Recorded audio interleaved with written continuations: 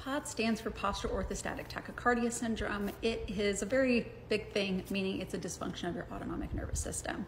So your autonomic nervous system is responsible for all the things that you don't have to think about. So it's responsible for blinking, pupil dilation, sweat response, fight or flight response, your vasoconstriction in your legs when you stand up.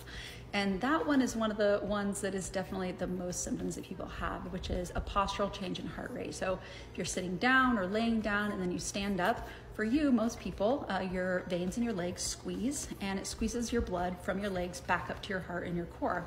Well, in people who have POTS, that doesn't happen. So your leg veins are like normal straws, and ours are like boba tea straws. So the blood pools in your legs, and then your heart has to work a lot harder to pull it back up to your core, to your heart. And so it beats really fast to do that, and it has a lot of work. So it's marked by a change in 30 beats or more upon standing.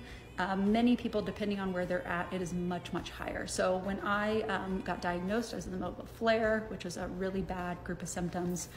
My sitting heart rate, laying heart rate was in the 60s, and when I stood up, it was about 158. So very, very big difference. Makes you dizzy, makes you nauseous, makes a bunch of things happen. So the problem is, because some of the first symptoms are often the cardiac issues, which is rapid heart rate.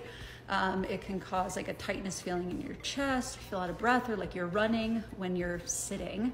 And so it looks like anxiety. About 85% of people who have POTS are women, and it is often misdiagnosed, especially in women, as anxiety.